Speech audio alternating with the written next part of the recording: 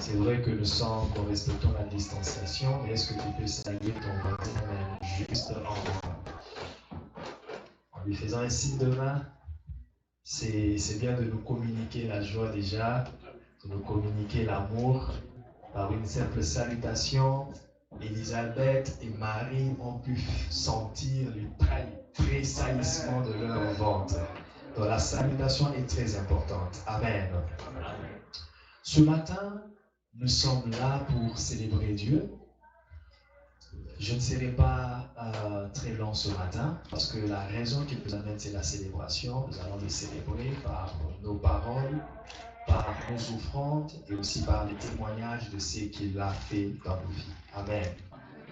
Voilà pourquoi je vais vraiment écouter mon discours et après cela, nous allons encore continuer à célébrer Dieu. Je vais parler du témoignage, mais j'aimerais vous rappeler que nous sommes dans notre année de l'établissement. L'année 2020, c'est l'année où Dieu nous a dit, nous a promis qu'il va nous établir. Nous avons commencé à développer cela et chaque mois, nous avons un thème particulier sur lequel nous parlons pour expliquer, développer et vivre l'établissement. Amen. L'établissement, c'est quoi?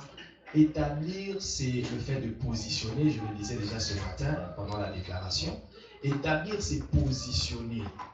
Donc, quand on dit que Dieu nous établit, c'est-à-dire Dieu nous positionne, Dieu nous donne une position quelconque. Dieu nous place à une position quelconque. La position que nous n'avions pas, la position où nous n'étions pas. Donc, établir, c'est positionner, c'est placer. Donc, quand tu dis que Dieu m'a établi, ça veut dire Dieu m'a placé quelque part. Amen. Et je crois de tout mon cœur que le Dieu en qui tu as cru, Jésus-Christ, t'a déjà placé quelque part.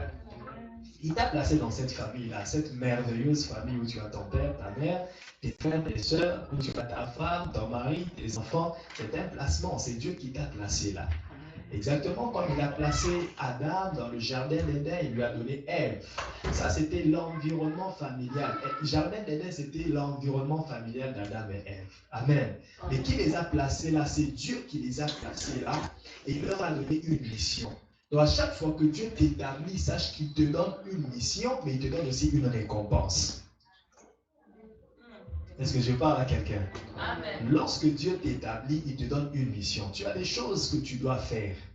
Mais Dieu ne peut pas t'enrôler à son service en vain ou bien pour rien.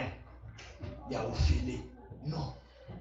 Dieu n'est pas Dieu de la gratuité. Lorsqu'il t'enrôle à son service, sache qu'il y a toujours une récompense. Que toi tu le saches ou pas, Dieu te récompensera. Que tu le demandes ou pas, Dieu te récompensera. Il ne fait jamais travailler en vain. Lorsqu'il te fait travailler, attends-toi à un salaire. Et le salaire de Dieu n'est pas à la manière des salaires des hommes. Les salaires des hommes, parfois, on ne s'en sert pas. Parfois, on s'en sert, mais ce n'est pas suffisant. On te paye. Peut-être tu touches $2000 par semaine, par 2 semaines. Mais lorsque tu touches les $2000, tu sens que tu n'as pas résolu tous tes besoins. Mais lorsque Dieu te paye, lorsque le salaire de Dieu entre dans ta vie, il stabilise tout. Amen. Alléluia. Amen. Dieu stabilise. Le salaire de Dieu stabilise.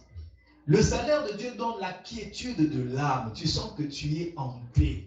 Malgré les $2000, tu es en paix. Malgré beaucoup de factures que tu as payées, mais tu es en paix. Amen. Parce que tu t'attends à aller avec Dieu de gloire en gloire. Et ce n'est pas le Dieu que tu commences à suivre aujourd'hui, et puis il te dit, bon, tu es devenu chrétien, donc sois pauvre. Quand tu as choisi le christianisme, sois pauvre. Et puis tu te dis, je suis chrétien, je suis appelé à être pauvre. Moi, je ne peux pas toucher l'argent.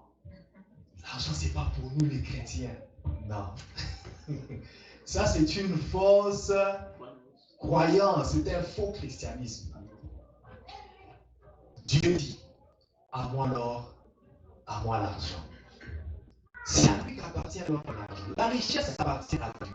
Comment est-ce qu'il peut posséder la richesse et ne pas donner à ses enfants la richesse. Ça serait absurde. Si l'or et l'argent lui appartiennent et qu'il est notre Père, donc l'or et l'argent est pour nous ses enfants. Il dit dans sa parole, si vous, méchants que vous êtes, vous savez donner à vos enfants des bonnes choses, à combien plus forte raison, moi le Père Céleste. Dis avec moi, la richesse m'appartient. Dis avec moi, la richesse est mon sort.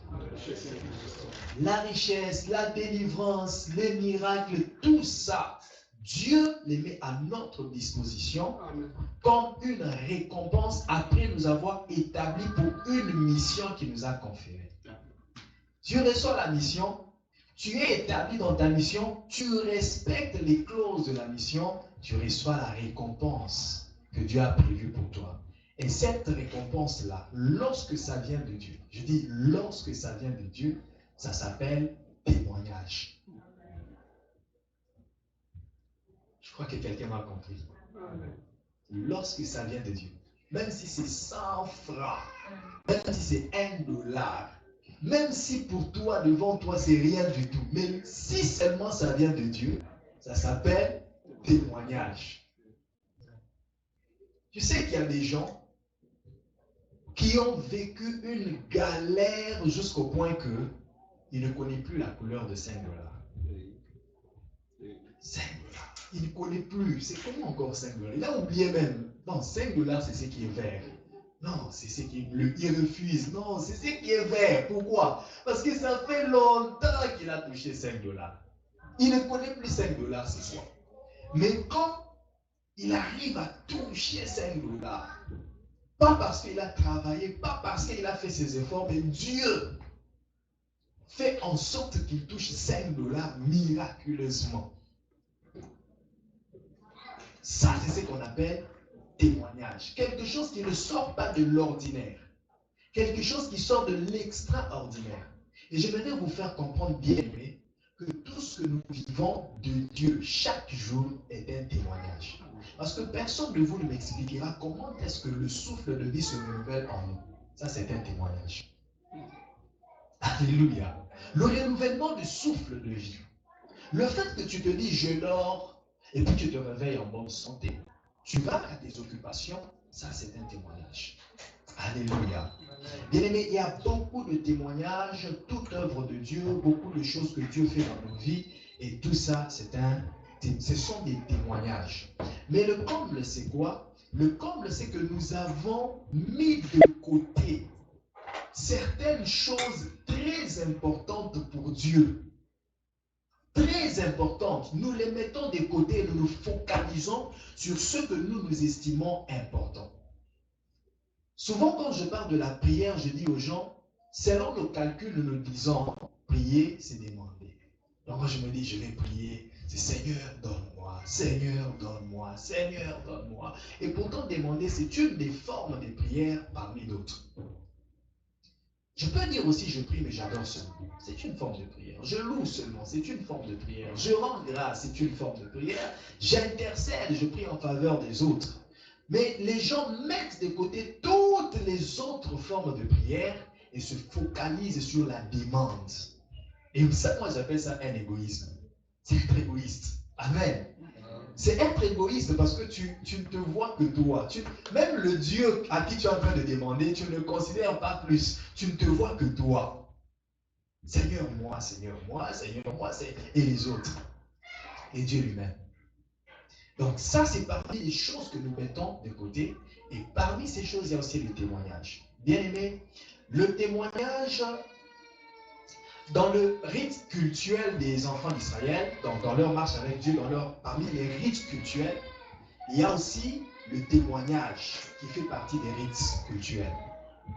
Donc quand ils faisaient leur culte à Dieu, ils pouvaient chanter, ils pouvaient adorer, ils pouvaient offrir, mais il y avait aussi et toujours un espace de temps qu'ils consacraient au témoignage de ce que Dieu avait fait pour eux.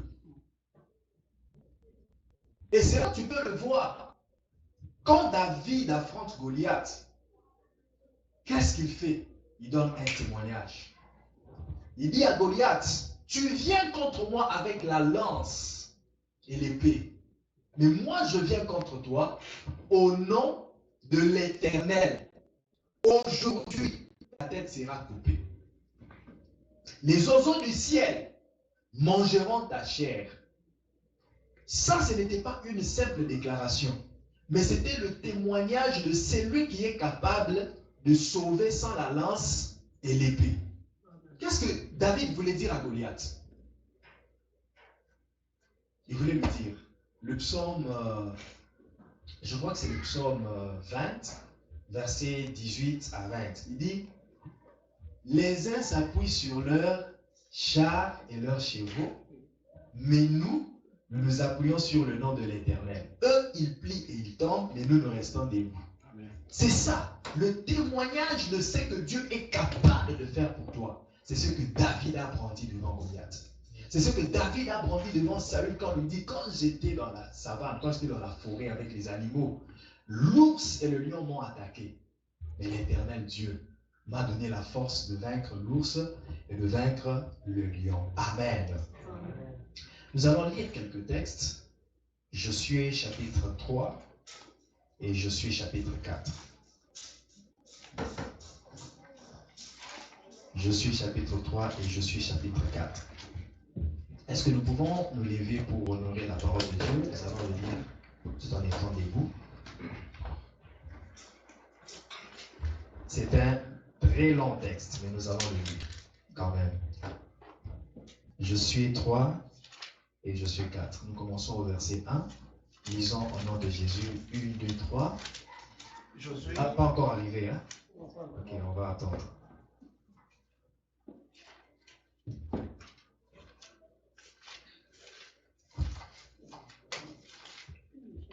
Vous y êtes?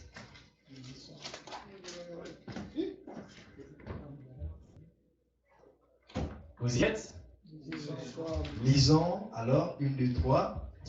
Josué s'étant levé de bon matin, partit de Sittim avec tous les enfants d'Israël. Ils arrivèrent au Jourdain et là, ils passèrent la nuit avant de le traverser. Au bout de 3 jours, les officiers parcoururent les camps. Ils donnèrent cet ordre au peuple.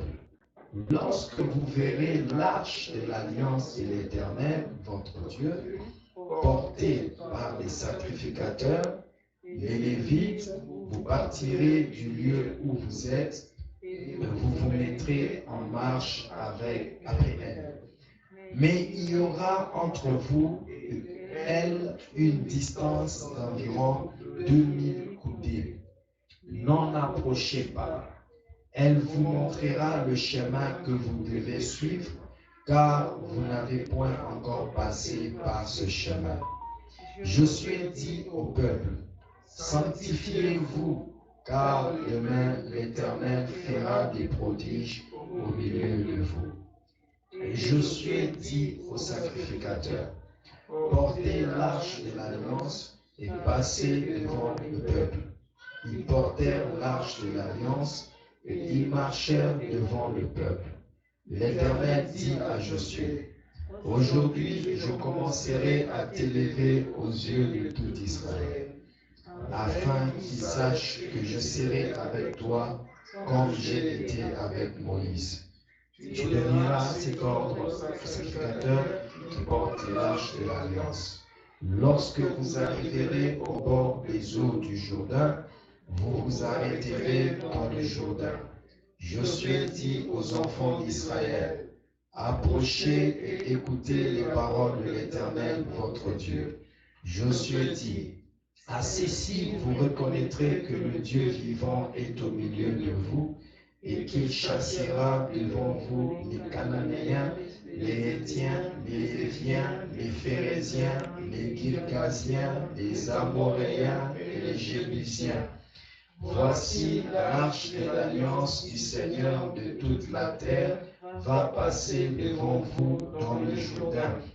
Maintenant, prenez 12 hommes parmi les tribus d'Israël, un homme de chaque tribu. Dès que les sacrificateurs qui portent l'arche de l'Éternel, le Seigneur de toute la terre, poseront la plante des pieds dans les eaux du Jourdain, les eaux du Jourdain seront coupées, les eaux qui descendent en haut, et elles s'arrêteront en un monceau. Le peuple sortit de ses tentes pour passer le Jourdain, et les sacrificateurs qui portaient l'arche de l'Alliance marchèrent devant le peuple. Quand les sacrificateurs qui portaient l'arche furent arrivés au Jourdain, et que leurs pieds s'y furent mouillés au bord de l'eau, le Jourdain par-dessus toutes ses rives, tous les temps de la moisson. Les eaux qui descendent d'en haut s'arrêtèrent et s'élevèrent en un monceau. À une très grande distance, près de la ville d'Adam, qui est à côté de Tarzan, et celle qui descendait vers la mer de la plaine, la mer salée fut complètement coupée. Le peuple passa vis-à-vis de Jéricho. Les sacrificateurs qui portaient l'arche de l'Alliance de l'Éternel s'arrêtèrent, eux, de pied ferme sur le sec, au milieu du Jourdain, pendant que tout Israël passait à sec, jusqu'à ce que toute la nation ait achevé de passer le Jourdain. Amen. On va mettre une pause ici. Je vous demande de rester debout. C'est parmi les exercices physiques que nous allons faire ce matin. Et puis, ça nous a aidé quand même de faire aussi la lecture. Peut-être qu'il y a des gens qui n'avaient pas le temps de faire la lecture. Vous avez lu tout un chapitre de Josué ce matin. Que Dieu vous bénisse. Amen. Je vais commenter un tout petit peu. Ici, Dieu établit les enfants d'Israël. Il les établit. Et il leur donne une mission. Il les a désétablis d'Égypte. Il désinstalle d'Égypte et il les établit sur un chemin. Allons-y. Dans notre établissement, dans notre parcours d'établissement jusque dans la terre promise. Mais il leur donne une mission ici, dit, verset 5, je suis dit au peuple, sanctifiez-vous. Ça, c'est une mission de tout chrétien sur la terre.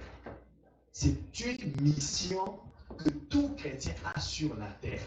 Tu veux vivre le témoignage qui vient de Dieu, sanctifie-toi. Mets-toi à part pour Dieu. Sanctifiez-vous. Car demain, l'Éternel fera des prodiges au milieu de vous. Ceci veut dire quoi? Si vous ne vous sanctifiez pas, demain, l'Éternel ne fera pas des prodiges au milieu de vous. J'aimerais dire à quelqu'un, si tu ne te sanctifies pas, demain, l'Éternel ne va pas faire des miracles dans ta vie. Est-ce que quelqu'un entend? Si tu ne te sanctifies pas, si tu ne te mets pas à part pour Dieu, demain, ton demain c'est quand? C'est déjà 2 minutes qui suivent le temps où je suis en train de parler. C'est déjà la journée qui suit la journée d'aujourd'hui. Ça veut dire c'est l'avenir. Si tu te sanctifies dans l'avenir, l'Éternel fera des prodiges dans ta vie. Amen. Et là, les enfants d'Israël se sanctifient et l'Éternel accomplit ce qu'il avait promis. Il fait un miracle. Le miracle, c'est quoi? Les enfants d'Israël traversent le Jourdain à pied sec. L'eau s'arrête comme si c'était un mur. Ah, j'ai aimé le paysage de Niagara, de chute de Niagara. De l'eau qui coule comme si c'était un mur. Tu vois? Donc c'est un mur d'eau qui est en train de couler. Là, ce n'était pas parce qu'il y avait un vide, mais ça s'est créé par Dieu lui-même. N'oublie pas que Dieu est le créateur de tout. Quand je dis de tout, ça veut dire de tout. C'est lui qui a créé tout. Tout ce que les hommes font aujourd'hui, c'est juste une imitation de tout ce que Dieu a déjà fait. Quel que soit le domaine, c'est une imitation de ce que Dieu a déjà fait. Et Dieu arrête l'eau du Jourdain comme si c'était un mur, afin que les enfants d'Israël traversassent. Ils étaient étonnés. C'est une chose étrange qui ne s'était jamais produite nulle part. Les enfants d'Israël regardent et se disent, non, ça c'est incroyable. Ça c'est étonnant. Un miracle c'est quoi? Un témoignage c'est quoi? C'est toute chose qui est étonnante. Amen. Toute chose dont on n'a pas l'explication scientifique et logique. toute chose dont la seule explication est une révélation qui vient de Dieu. Alléluia. Jésus dit à Pierre, prends tes filets et jette dans l'eau. Scientifiquement, c'était inconcevable. Pierre, expérimenté de pêche, savait qu'on pêche pendant la nuit. Il dit au Seigneur, nous avons cherché toute la nuit. Selon nos expériences, on cherche la nuit. Mais toi, tu me dis pendant la journée, jetez vos filets. Illogique, non scientifique. Mais l'explication était dans la révélation divine. L'explication était dans la foi. Il dit, sur ta parole, nous jetterons nos filets. Lorsqu'il jette les filets, il trouve des poissons. Bien aimé, ça c'est un miracle. Quelque chose qu'on ne peut pas expliquer avec la pensée humaine, avec la science, avec la logique, mais qui vient du surnaturel. Alléluia. Je prie que le Dieu du surnaturel fasse des choses étonnantes dans ta vie. Il y a des choses que toi tu minimises et pourtant c'est vraiment surnaturel. Le simple fait que tu aies un visa pendant qu'il y a 500 000 personnes qui sont en train de chercher les visas dans le monde, sache que c'est un miracle. Sache que c'est un témoignage. Est-ce que je parle à quelqu'un? Le simple fait que tu déposes une demande d'emploi dans une entreprise où il y a une présélection de plus de 10 000 candidats, plus de je ne sais pas combien de candidats, tu es élu, sache que c'est un miracle. Oh, est-ce que je parle à quelqu'un? Parfois, nous croyons que c'est juste notre compétence. Mais au-delà de la compétence, il y a la grâce. J'ai dit au-delà de la compétence, il y a la grâce. Les enfants d'Israël regardent ça et ça les étonne. Mais regarde, ça ne s'est pas limité là. Dieu leur dit, c'est vrai que vous jouissez de ce que j'ai fait. Vous en jouissez, vous traversez à pied sec et vous allez partir jusque dans la terre promise. Et ce n'est pas la première fois que je l'ai fait, parce que je l'ai fait aussi à la mer Rouge. Et c'est que vous avez manqué de faire à la mer Rouge. C'est que vous avez manqué de faire à la mer Rouge. Écoute-moi très bien. C'est que vous avez manqué de faire à la mer Rouge. Vous n'avez pas gardé les preuves de ce que j'avais fait. Est-ce que je parle à quelqu'un? Vous n'avez pas gardé les preuves de ce que j'ai fait à la mer Rouge. Maintenant que je l'aurais fait, maintenant que je fais la même chose au Jourdain, gardez la preuve. Gardez la preuve. Et là, si tu lis le chapitre 4, on ne va pas tout lire, on va juste lire le... Je vais trouver le verset. Là, l'Éternel est en train de parler, il parle. On arrive au verset 7, déjà le verset 5, voilà. Au verset 5, est-ce que nous pouvons lire le verset 5? Je suis 4, verset 5. Lisons 1, 2, 3, go. Il leur dit, passez devant l'arche de l'Éternel, votre Dieu, au milieu du Jourdain. Que chacun de vous se charge une pierre sur son épaule, selon le nombre des tribus des enfants d'Israël, afin que cela soit ainsi au milieu de vous. Lorsque vos enfants demanderont un jour, que signifient pour vous ces pierres, vous leur direz, les eaux du Jourdain ont été coupées devant l'arche de l'alliance de l'Éternel. Lorsqu'elle passa le Jourdain, les eaux du Jourdain ont été coupées et ces pierres seront à jamais un souvenir pour les enfants d'Israël. Amen. Bien-aimés, Dieu leur recommande de prendre des pierres dans le Jourdain afin que ces pierres-là servent de preuve pour les générations futures, pour toute personne qui a peut-être entendu parler, mais qu'il puisse voir visiblement, manifestement, ce que Dieu avait fait. Qu'est-ce que ça veut dire? Toute situation difficile qui vient dans nos vies est une occasion pour faire susciter un témoignage venant de Dieu.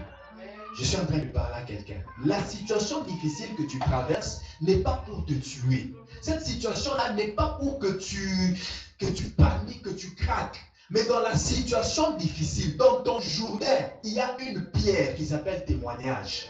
Quand tu es en train de traverser ton Jourdain, l'Éternel te dit, regarde bien autour de toi, parce que dans ton Jourdain, il y a un témoignage. Et lorsque les enfants d'Israël ont traversé, ils ont vu le Jourdain se séparer. Dieu leur dit, ne partez pas seulement parler. N'allez pas seulement parler, mais prenez des pierres, afin que ce soit une preuve. Et vous savez qu'est-ce que Josué a fait avec ces pierres? Il a bâti un autel. Lorsqu'ils sont sortis de l'eau, la Bible dit, Josué prit les 12 pierres qu'ils avaient ramassées dans l'eau et il bâtit un monument. Étrangers, citoyens de la ville, toute personne qui pouvait passer là se demandait, mais c'est quoi ce monument? Vous voyez, hein, ça n'a pas commencé aujourd'hui, on voit des monuments par-ci, par-là. Ça n'a pas commencé aujourd'hui, tout est dans la Bible. Tout est dans la Bible. Ils ont volé ça dans la Bible. Oh, monument d'un tel, monument d'un tel, tombe d'un tel, tout ça, Dieu l'a fait. Ils ont bâti un monument, toute personne qui pouvait passer. Un jour, je passais sur ce pont à Berdine et je passais à pied. J'étais curieux de voir, mais attends, qu'est-ce qu'ils ont écrit là? C'est là que je lis l'histoire. J'apprends alors qu'il y avait une dame, cette dame-là à Berdine.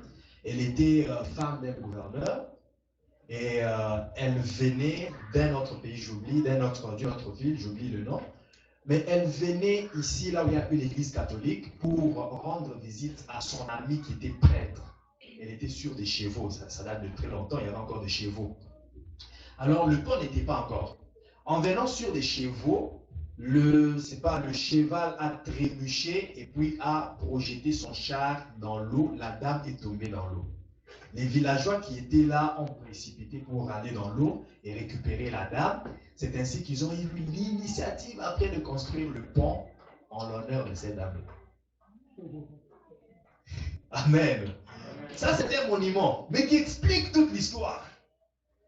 Voyant les pierres, ils pouvaient se dire, ah, Dieu avait fait sortir un peuple d'Israël. Dieu avait ouvert la mer Rouge pour un peuple. Dieu avait ouvert le Jourdain pour un peuple. Bien-aimé, la situation que tu es en train de traverser, les situations que tu pourras traverser dans l'avenir, je te dis vrai, ça ne sera pas pour te tuer. Ça ne sera pas pour que tu meurs ou que tu arrives à la fin. Mais c'est pour que la gloire de Dieu éclate dans cette situation-là. Les disciples de Jésus lui posent la question, cet homme qui est malade, est-ce que c'est à cause de ses péchés ou c'est à cause des péchés de ses parents? Jésus leur dit, ce n'est ni à cause de ses péchés, ni à cause des péchés de leurs parents, mais c'est pour que la gloire de Dieu éclate. Je prie Dieu que dans ta situation éclate la gloire de Dieu. Je prie Dieu que dans cette situation que tu vis, un témoignage puissant puisse en sortir au nom puissant de Jésus-Christ. À chaque fois que Dieu engageait les enfants d'Israël dans un combat, il y avait un témoignage. Il y avait toujours un témoignage. Pourquoi je dis ça? Parce que le coffre avec lequel il marchait, il se promenait, s'appelait Arche de l'Alliance. Et je vous révèle aujourd'hui que cette alliance-là, cette Arche de l'Alliance-là s'appelle aussi Arche de témoignage. Alléluia. Arche de témoignage. Pourquoi arche de témoignage? Parce que dans l'arche, il y avait des signes de ce que Dieu avait fait pour les enfants d'Israël. La manne qu'ils avaient mangée dans le désert, il y avait un homère de manne, une quantité qu'on appelle homère, des mannes qui étaient dans l'arche. Et pour la répéter, un signe pour que les générations qui viendront sachent que Dieu nous a nourris d'une nourriture qu'on n'a jamais connue. On dit que la manne avait le goût de, je ne sais même pas c'est quoi le... Pardon? Ah, ça c'est aussi une autre découverte, je ne savais pas. Mais ce que j'ai retenu, c'est l'apparence. On dit qu'il avait l'apparence du bédélium. Le bédélium, c'est une pierre précieuse. Je comprends pourquoi les gens aujourd'hui font le pain d'or. Le pain d'or, donc tu regardes, c'est comme un pain, mais c'est comme de l'or. Ça rayonne comme de l'or. Apparence d'une pierre précieuse, bédélium. Une nourriture qu'on n'a jamais connue. Ils prennent un homère de manne, ils mettent dans l'arche. Bien aimé, tu sais que c'est toi l'arche de l'alliance aujourd'hui. Le lieu où la présence de Dieu réside aujourd'hui, c'est toi et moi. Amen. Donne-moi un amen, je vais continuer. Amen. Ils prennent les témoignages, ils mettent dans l'arche. Aujourd'hui, Dieu prend son témoignage. Il le place en nous. C'est dans notre corps que Dieu place le témoignage. Pourquoi? Parce que l'arche était dans le tabernacle. Le tabernacle, c'est un sanctuaire ambulant, un sanctuaire portatif. Oh my God. Vous voyez, même la portabilité a commencé avec Dieu. Aujourd'hui, les ingénieurs sont en train de faire tout pour que tout soit portable. On quitte du fixe. Aujourd'hui, on est dans le portable, on est dans les miniatures. Mais la miniaturisation a commencé avec Dieu.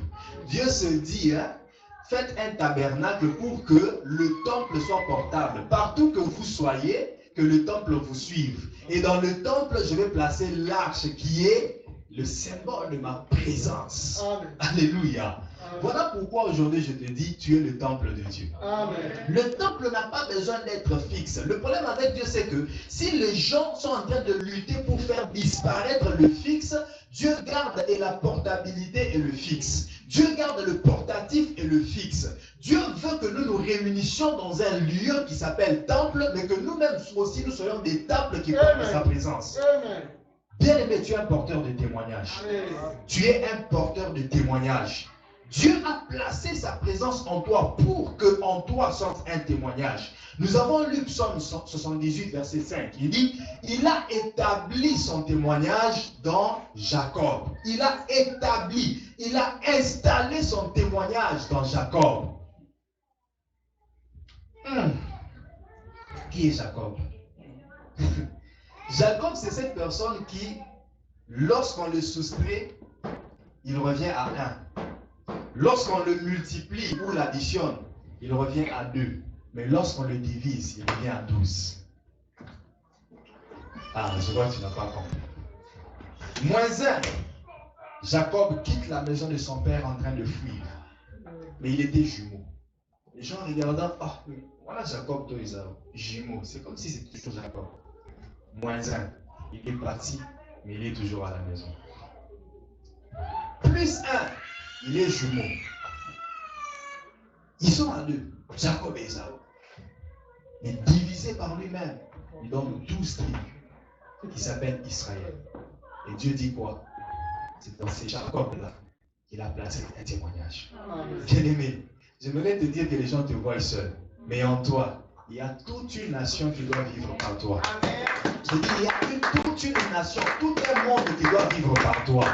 Oui, si on te sectionne en plusieurs parties, tu es capable de nourrir toute une famille. Tu es capable de nourrir des familles et des familles. Tu es capable de diriger des nations. Dieu n'a pas placé son intelligence en toi en vain. C'est pour qu'elle soit profitable pour les nations. Dieu n'a pas placé son onction en toi en vain. C'est pour qu'elle soit profitable pour les nations. Par toi, des gens seront guéris. Par toi, des gens seront sauvés. Par toi, des gens vont réussir dans la vie. Il y a même des gens qui vont étudier par toi. Il y a même des gens qui vont devenir des gouverneurs, des présidents par toi.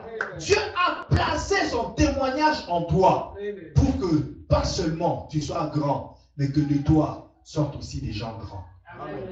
Voilà pourquoi il dit à Abraham, je te bénirai, je ferai de toi une source de bénédiction. Dis avec moi, je suis une source de bénédiction. Je suis une source de bénédiction. Bien-aimé, je vais donner 5 points que nous devons retenir sur le témoignage. 5 points que nous devons retenir sur le témoignage. Excusez-moi, vous pouvez vous asseoir.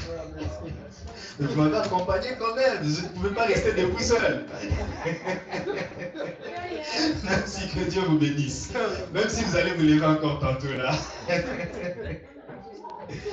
Merci, excusez-moi vraiment. J'ai oublié de vous demander de vous asseoir. Le premier point. Si cela vient de Dieu, ça mérite d'être publié. Amen. Si cela vient de Dieu, ça mérite d'être publié. Le témoignage mérite d'être publié, d'être annoncé. Est-ce que quelqu'un m'entend? Lorsque Dieu fait pour toi quelque chose, ne le garde pas pour toi-même. Publie-le. Annonce-le. Il dit, vous ramasserez 12 pierres dans le Jourdain. Pourquoi? Pour que lorsque vos enfants vous demanderont, vous leur dites ça. Ça, c'est le souvenir de ce que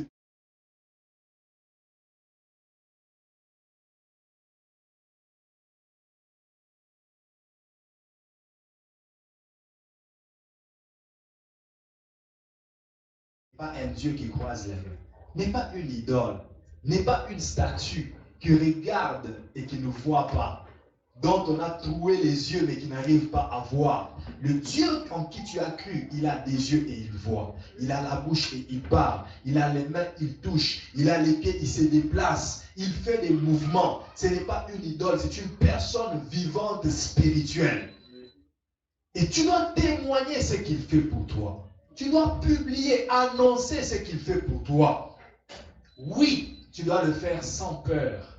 Tu dois le faire sans crainte. Tu dois le faire sans honte.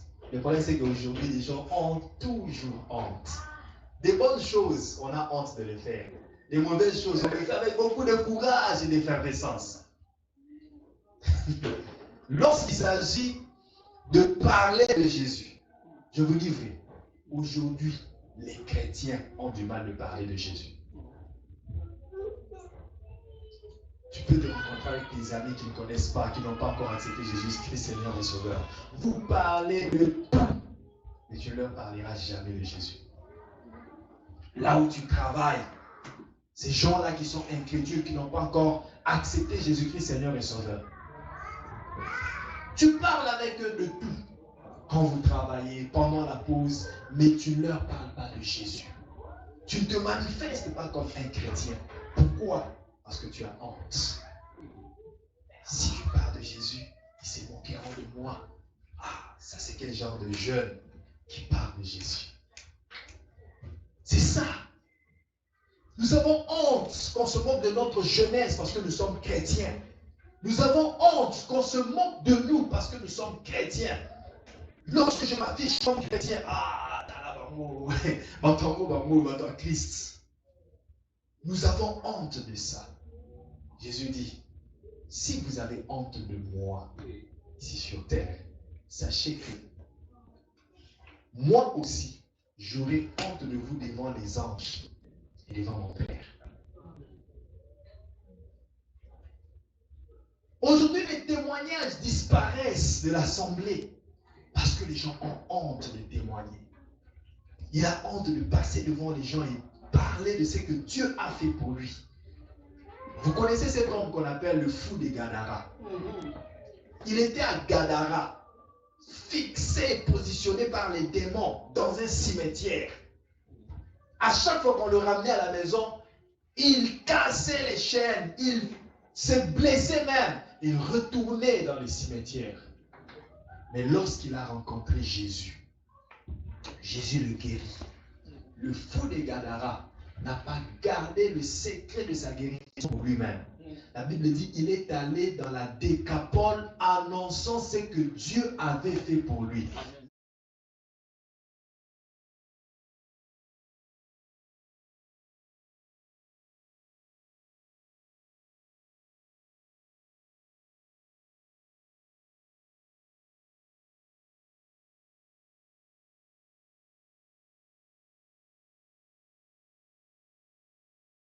De Jésus. Jésus m'a guéri. Il entre dans notre ville. Jésus m'a guéri. Il entre dans notre ville. Jésus m'a guéri. Il annonçait cela. Il n'avait pas honte. Écoute, cette personne était méconnue des gens, c'était juste une fourchette, une petite, un petit nombre de gens qu'il avait connus. Les gens qui, qui, qui, euh, qui passaient par Gadara, ce sont ces gens-là qui le connaissaient. Parce que quand il passait pour entrer dans Jéricho, ils voyaient, ah, il y a un fou qui est là à l'entrée de Gadara. Il y a un fou qui est là. Il y a un fou. Mais les gens qui n'avaient jamais voyagé par là, ils ne pouvaient pas savoir qu'il y avait un fou là. Mais le jour où il était guéri, pas seulement les gens qui passaient par Gadara, mais même les gens qui étaient dans les 10 villes éloignées, qui n'avaient même pas l'intention d'aller à Gadara, lui, il est allé vers eux pour leur dire, voilà ce que Dieu a fait pour moi. Je ne sais pas s'il y a quelqu'un qui entend. Nous n'attendons pas que les gens viennent te demander, qu'est-ce que Dieu a fait pour toi? Va vers eux et dis-leur ce que Dieu a fait de toi. Ce que Dieu a fait pour toi.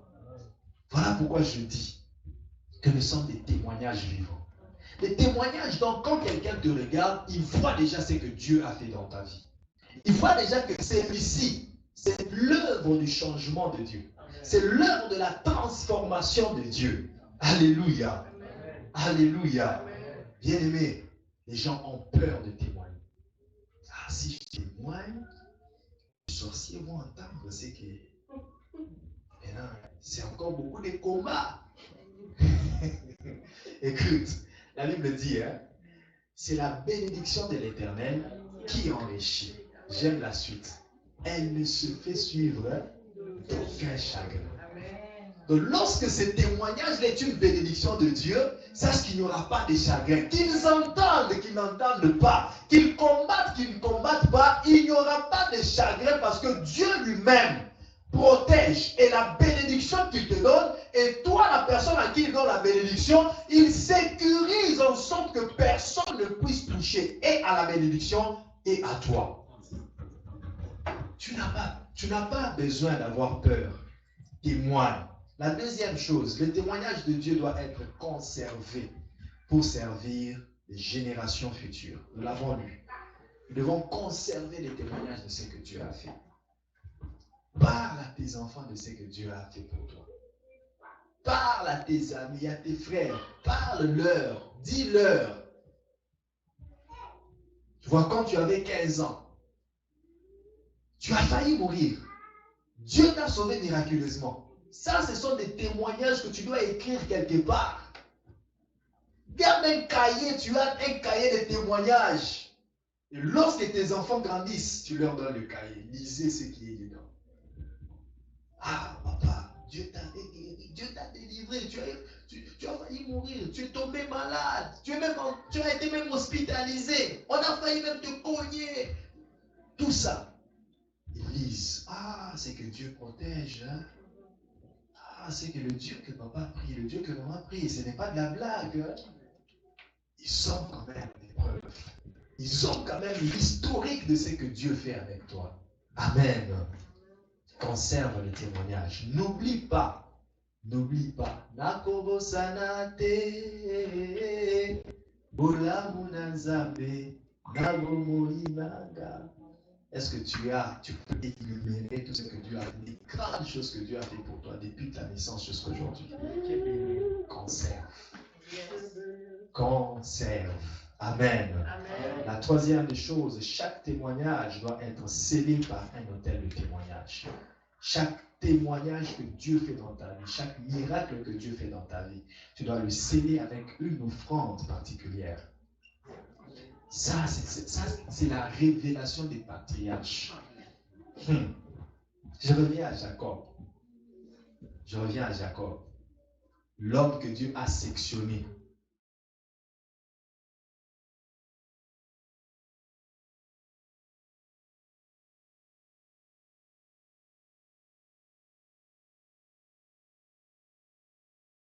Mais lorsqu'il lutte avec Dieu, Dieu le sectionne. Dieu lui fracture la moiture. Tu sais comment Dieu a créé, non? Dieu a créé la femme. La Bible dit, il fit dormir Adam et puis prit la corde. C'est ça ce qui s'est fait. Lorsqu'il fracture Jacob à l'emboîture de sa hanche, il fait sortir les 12. Donc il les sectionne en 12. Maintenant, cette personne-là, lorsque Dieu le sectionne, à cause seulement qu'il a reçu la révélation d'un Dieu qui le bénit, qui change son nom et qui le sectionne de cette façon, il bâtit un hôtel dans celui-là. Il bâtit un hôtel. L'une des choses que les gens mettent aujourd'hui à côté, les offrandes.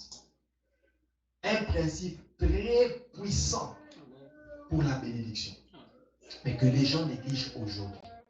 Les gens croient, les offrandes, il y a des gens qui ont déjà spéculé, qui ont déjà détruit le moral des gens, les offrandes, c'est pour enrichir les pasteurs, c'est pour que ceci et cela. Si tu entres dans ces philosophies-là, tu vas te faire rater ta bénédiction pour rien.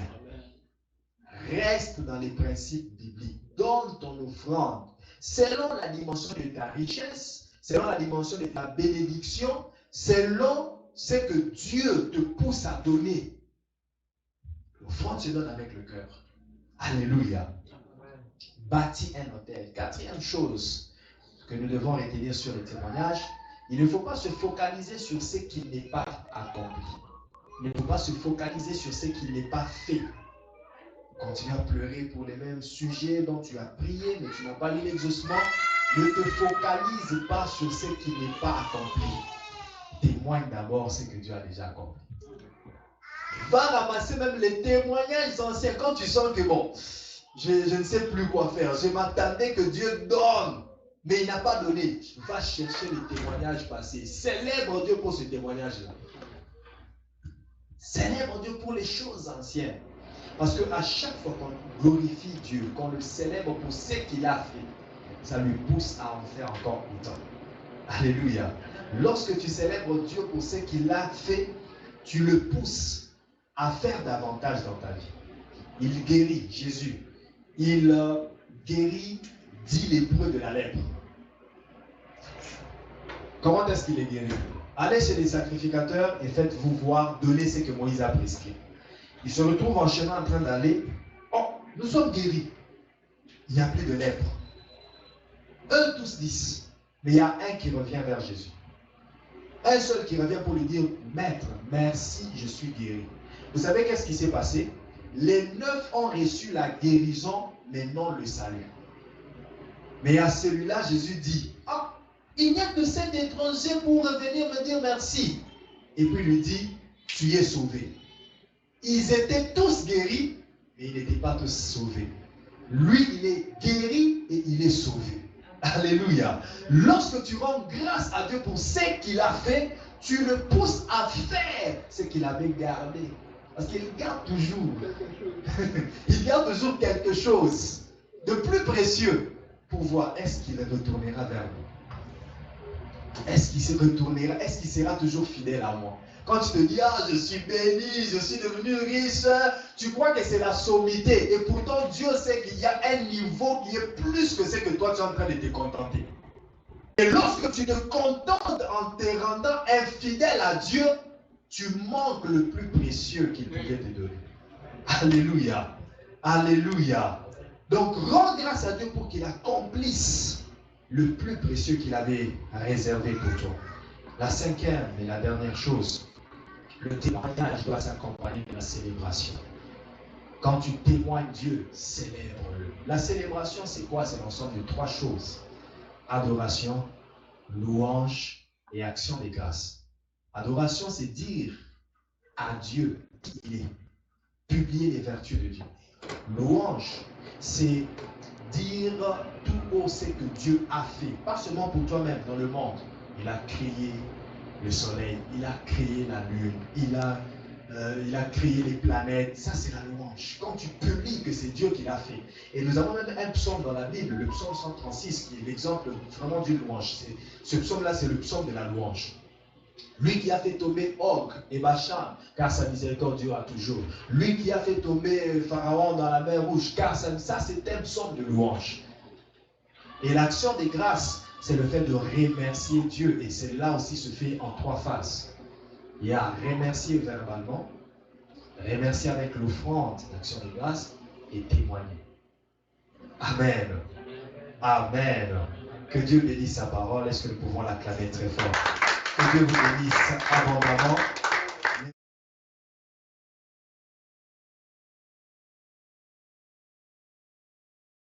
Là où tu es, dis merci à Dieu pour sa parole. Dis merci à Dieu pour cette visitation de sa parole. Prions au nom puissant de Jésus-Christ. Merci éternel Dieu des armées. Merci Père Tout-Puissant. Merci pour ta parole. Merci éternel. Merci Seigneur pour tout ce que tu as fait, tout ce que tu as dit, tout ce que tu as accompli. Nous te disons merci. Merci éternel Dieu des armées. Au nom de Jésus-Christ, nous avons ainsi prié. J'aimerais que tu élèves ta voix, bien-aimé, là où tu es, et que tu glorifies le Seigneur Jésus-Christ pour ce qu'il a fait dans ta vie, pour ce qu'il a fait dans ta famille, durant toute cette année 2020. Dis merci à Dieu pour tout ce qu'il a fait, pour tout ce qu'il a accompli. Rendons-lui d'abord grâce pour tout ce qu'il a fait accompli. Commence à imaginer, commence à énumérer ce que Dieu a fait pour toi. Ne sois pas muet en ce lieu. Oui, rentre dans le fond de ton cœur pour voir ce que Dieu a fait dans ta famille, pour tes parents, tes frères, tes soeurs, pour toi-même, dans tes études, dans ton mariage, dans ton travail. Rendons grâce à Dieu, prions en nom puissant de Jésus. Dieu de gloire, je t'élève, je te dis merci pour ta bonté, Seigneur Jésus, dans ma vie, ô Dieu de gloire. Merci, Seigneur. Je peux lever ma voix et déclarer que tu es le Dieu qui a accompli des grandes choses dans ma vie, papa. Merci pour ta paix, merci Seigneur Jésus pour ma vie, merci Seigneur Jésus pour la joie que tu poses dans ma vie, merci pour toute la lumière que tu as amenée dans ma vie à chercher la pureté. Seigneur, pour la grâce que tu as accomplie dans ma vie, je te lève éternel parce que tu te souviens de ta parole. Chaque matin, tu peux déposer et tu déposes la dose de la bonté. Qui me vaut, Seigneur, tout ce que j'ai besoin pour souffrir de joie, de paix, dans la tranquillité, dans la quiétude. Je te bénis pour le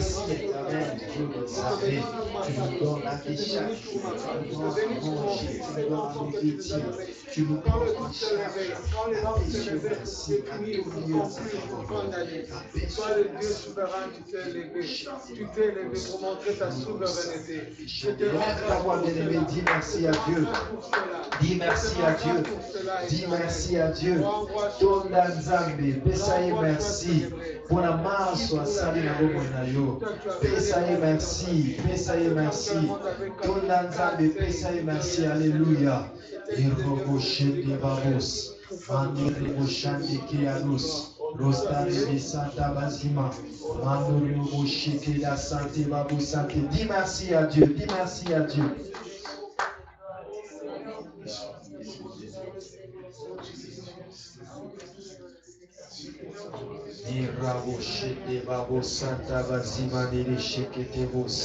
Est-ce que tu peux dire merci à Dieu?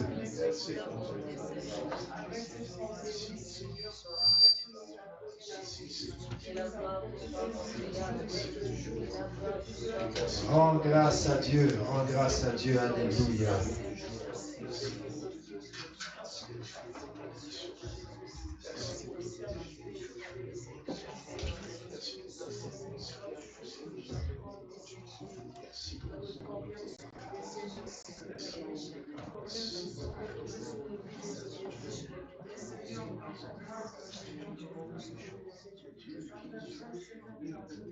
Éternel, merci pour cette belle parole de gloire. Toi qui nous façonnes par ta bonté, Seigneur Jésus, tu ajoutes quelque chose de nouveau dans notre vie chaque matin, Éternel. Chaque jour, tu continues de nous façonner, de nous créer, d'ajouter. Comme les techniciens diront, tu nous mets à jour afin de confronter les réalités de la vie sur la terre. Ce qui était difficile hier, Seigneur Jésus, pour nous, tu amènes des compétences aujourd'hui afin que nous soyons victorieux en tout. Voilà pourquoi Paul avait dit, nous sommes plus qu'un vainqueur, Seigneur Jésus. Tu nous mets à jour afin de créer victoire chaque jour. Enfin, dans le cœur de chaque enfant, Seigneur, je crois et je le sais, il y a une parole, il y a un témoignage qui demeure. Et chaque fois que nous fixons nos yeux vers ce témoignage, cela conforte notre foi, cela affermit notre foi afin de nous attacher à toi davantage. Que l'honneur te revienne, toi qui ne te fatigues jamais de nous faire du bien, Seigneur Jésus. Tu ne comptabilises pas, Seigneur, les bontés que tu as accomplies à nous, Seigneur Jésus. De fois nous oublions, mais Seigneur, ta bonté demeure fidèle. Laisse que nous puissions t'acclamer. Toi, le Dieu, ta bonté. Parce que nous puissions te glorifier, éternel Dieu, tu vis éternellement.